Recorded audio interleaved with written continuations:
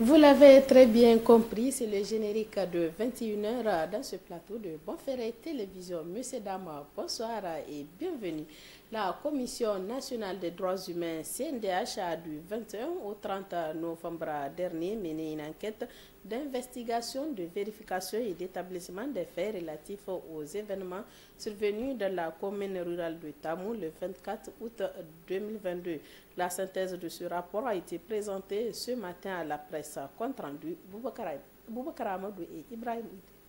De la République, l'Assemblée nationale et la primature, le président de la Commission nationale des droits humains CNDH était face à la presse.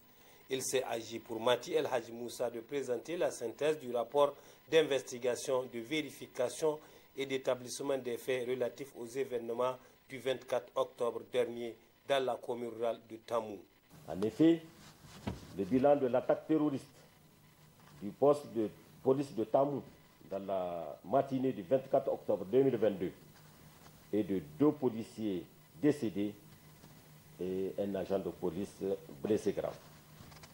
2. Les frappes aériennes sur un dépôt d'armes des groupes terroristes non loin du site d'orpaillage de Tamou dans l'après-midi du 24 octobre 2022 ont occasionné la mort de 11 personnes, soit donc 6 décès, tous de sexe masculin, retrouvés sur le lieu même de la frappe aérienne. Un blessé transporté du lieu de la frappe au centre de santé intégré de Tamou, où il a rendu l'âme, soit au total 7 morts enterrés au cimetière de Tamou avant l'arrivée de notre mission. La mission a découvert 2 corps sans vie, toutes de sexe masculin, dans un puits suite à des descentes dans les galeries susceptibles de contenir des cadavres. Ces 2 corps ont été enterrés par la mission en présence du représentant du maire de Tamou, des éléments de force de défense et de sécurité de la localité. S'agissant des blessés, l'enquête relève qu'ils l'ont été par balle lors de l'opération de ratissage au sol menée par les éléments du groupe d'action rapide de surveillance et d'intervention Garci, placé sous le commandement de l'opération NIA basée dans la commune de Goté. À l'issue de cette mission d'investigation, des recommandations ont été adressées à l'État, aux forces de défense et de sécurité et à la population. À l'endroit de l'État, il a été recommandé de renforcer les dispositions sécuritaires de Tamou, de poursuivre la sensibilisation de la population sur les questions sécuritaires, de poursuivre les investigations pour identifier les morts pour une éventuelle indemnisation de leurs ayants cause, de prendre toutes les dispositions pour dédommager les ayants droit des forces de défense et de sécurité et des civils reconnus comme non terroristes décédés lors des événements dits de Tamou, de prendre en charge les soins de santé des blessés et de procéder à l'indemnisation de ceux qui ne sont pas terroristes, de renforcer l'équipe médicale de Tamou en nombre suffisant et en compétences, afin d'étudier la possibilité de formaliser l'exploitation des sites d'orpaillage de Tamou et des autres sites informels partout sur le territoire national, afin de réduire le chômage des jeunes et de booster les économies locales. À l'endroit des éléments des forces de défense et de sécurité, il est recommandé de poursuivre les activités civilo-militaires pour une meilleure collaboration avec les populations civiles et de continuer à faire preuve de professionnalisme dans l'exécution de leur mission dans le strict respect des droits humains et du protocole militaire. À l'endroit de la population, il est recommandé de collaborer davantage avec les forces de défense et de sécurité afin de contribuer à la lutte contre l'insécurité et de saisir la Commission nationale des droits humains en cas de besoin pour une assistance dans le cadre de la procédure de dédommagement. Autorité administrative indépendante consacrée par la Constitution du 27 novembre 2010, la Commission nationale des droits humains, CNDH, a pour principale mission de veiller à la promotion et à la protection des droits humains sur l'étendue du territoire national. C'est dans ce cadre que l'institution s'est autosaisie du dossier qui a suscité beaucoup de polémiques. Cette enquête a été menée près d'une dizaine de jours avec une équipe constituée de tous les services concernés et qui a recueilli les témoignages des personnes se trouvant sur le site au moment et même après les faits. Samedi dernier, au congrès du PNDS à Tareya, on compte l'ancien président de la République, Issoufou Mahamadou. Ce dernier a prononcé un discours dans lequel il invite les militants à ne céder à la division. Ces propos laissent supposer que le PNDS Tareya fait face à une crise interne selon beaucoup d'analystes. N'est-ce pas, Youssouf Haïdara? Le PNDS Tareya serait-il en proie à une crise interne? C'est la question qui s'est posée plus d'un Nigérien à la suite du discours tenu à l'occasion du 8e congrès ordinaire du PNDS Tareya par Issoufou Mahamadou, un des fondateurs et ancien président du parti. Dans un discours qui s'est voulu rassembleur, Issoufou Mahamadou a appelé les militants à resserrer les rangs, bref, à conserver l'unité et ne pas céder à la division. Au-delà du présidium, au-delà du comité exécutif national, tant que tous les camarades, hommes et femmes, jeunes et vieux, resteront soudés, nous serons invincibles, restons unis. C'est mon message. Écoutez-le bien. Restons unis. Restons toujours unis. Toujours et toujours unis.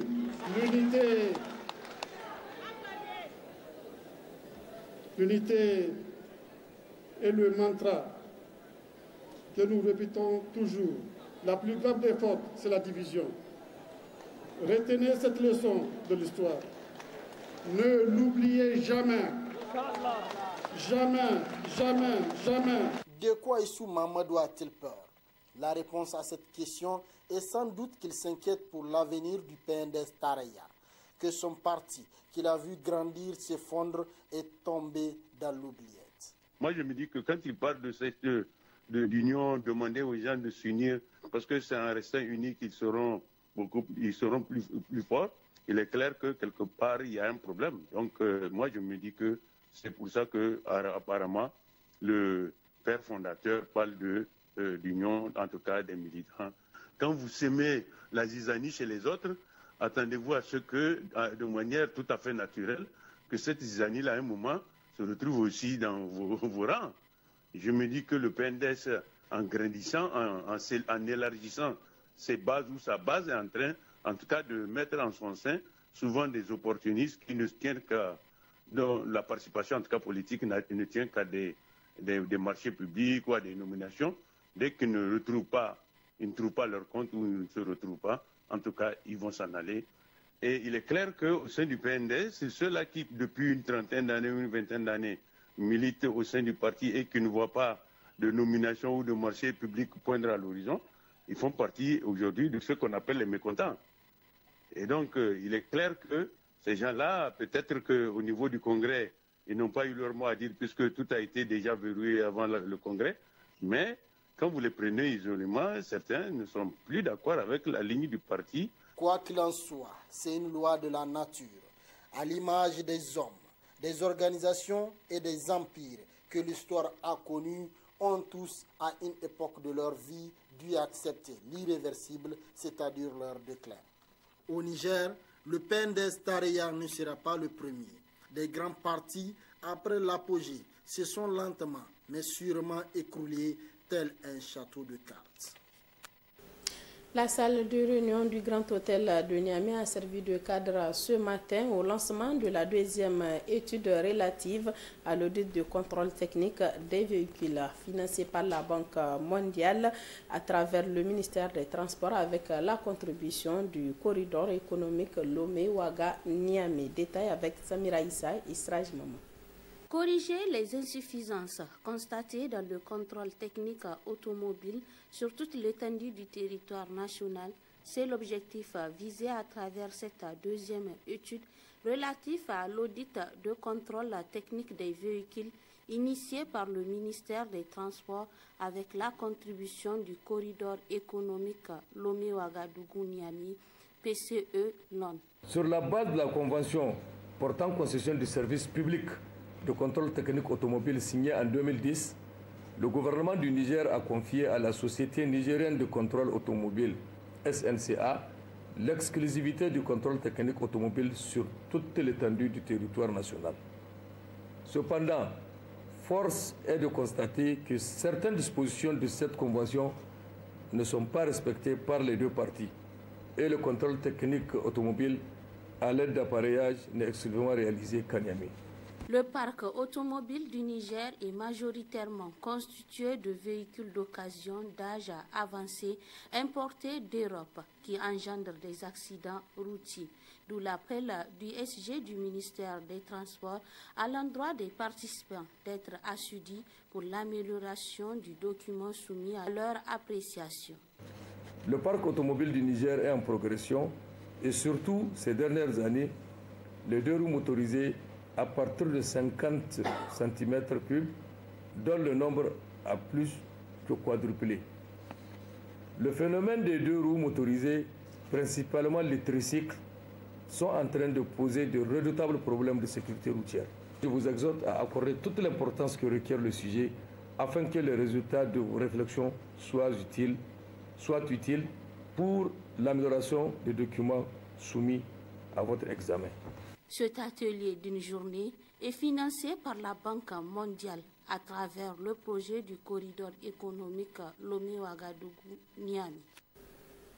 Le président de la République, Bazoum Mohamed, sera en visite de travail demain mercredi à Zender. Comment les autorités régionales préparent-elles cette visite? Réponse dans ce reportage de nos envoyés spéciaux Souleymane Ousmane et Abdoulaye Seydou. Dans le cadre de la série de tournées de proximité entamées dans les localités du pays depuis 2021, le président de la République, Mohamed Bazoum, est attendu ce mercredi 28 décembre 2022 à Zender. Il sera l'hôte des Damagarawa.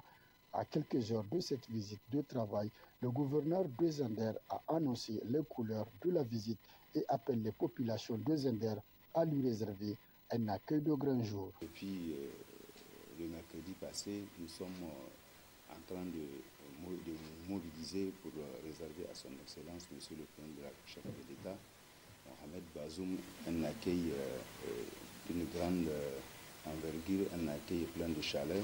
Et c'est une grande occasion pour la ville de Zender d'accueillir dans le cadre d'une visite de travail son Excellence Mohamed Bazoum, président de la chef de l'État.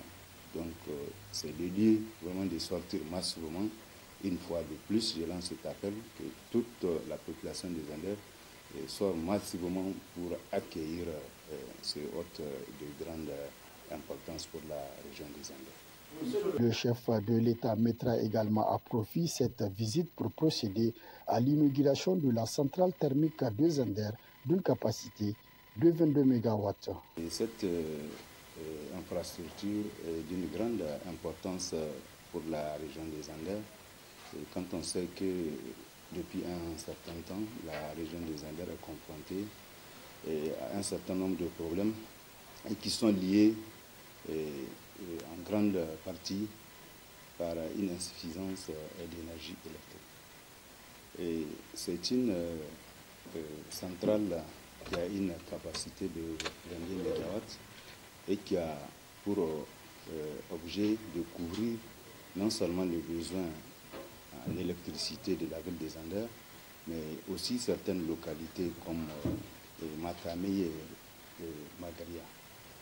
Au cours de cette visite de 72 heures, plusieurs meetings seront organisés à Myria, Matamé, Magaria et Tanout, ainsi que des sites qui seront visités, notamment les sites des fermes avicoles de Dogan-Guida à Myria et celle de l'honorable Seydou Mamman Bandi, et enfin le site de la Soraz. Toutes ces actions permettront aux populations de ces localités d'être en contact direct avec le président de la République afin de connaître et prendre en compte les vraies préoccupations des populations visitées. La femme musulmane nigérienne s'intéresse de plus en plus à la culture islamique. Du coup, elle participe aux séances de sensibilisation au cours desquelles elle bénéficie de certaines valeurs à travers des séances, à travers des séminaires organisés pendant les périodes des congés. Le reportage est signé Aïchatou Mamadou et Ibrahim Ousmane. Mère de 4 enfants, âgée de la centaine, conseillère pédagogique à la retraite, Madame Kader Fatima en plus de s'occuper de la famille, participe régulièrement au séminaire islamique. Ses convictions et raisons sont toutes simples. Assurer convenablement son rôle de mère au foyer en inculquant des valeurs islamiques à ses progénitures. Cette fois-ci, c'est le rôle de la femme dans l'éducation des enfants et plus précisément le rôle de la femme musulmane dans l'éducation des enfants. Et c'est un thème d'actualité. Vous savez, nos mœurs sont victimes de dépravation. Nos enfants, à travers nos enfants, on ne voit même pas l'éducation islamique. On ne voit pas des enfants musulmans. Il y a trop de problèmes dans l'éducation des enfants. Les mamans sont menacées par l'extérieur. Et nos enfants également, les mentalités ont changé. Ce n'est plus l'islam que nous connaissons, malgré la multiplication des associations islamiques. Nous sommes menacés, et surtout par le thème d'actualité qui est l'homosexualité, qui nous menace, toutes les familles. Tout comme elle, nombreuses sont les femmes musulmanes qui s'intéressent à ces regroupements périodiques dont l'objectif est d'amener les femmes à contribuer à l'éducation islamique à travers des thématiques retenues pour chaque séminaire et autres activités spirituelles. On a jugé nécessaire de former les femmes à chaque fois pour qu'ils comprennent non seulement leur religion et de savoir vraiment des étapes ou bien s'il faut dire des astuces, comment éduquer les enfants pour qu'on sorte dans le problème où nous vivons aujourd'hui. Parce qu'on se dit si la femme elle est formée, c'est en ce moment elle pourra former son enfant à la maison. Mais si elle n'est pas formée, elle ne peut pas. Donc on fait plusieurs thèmes pour que vraiment elle bénéficie de ça afin de ressusciter ceux qui sont au dehors. Conscientes des dangers de la dépravation des mœurs, ces femmes musulmanes saisissent l'opportunité offerte à elles pour se faire sensibiliser, qui à leur tour font le relais dans la société. Elles se rattachent de plus en plus à la religion et les cadres d'encadrement, comme c'est le cas du Salon islamique des femmes, SIFEM. Suivons à présent les coulisses du Sabre national, 43e édition, avec nos envoyés spéciaux Mohamed Alpha et Ibrahim Amadou. Bonne réception.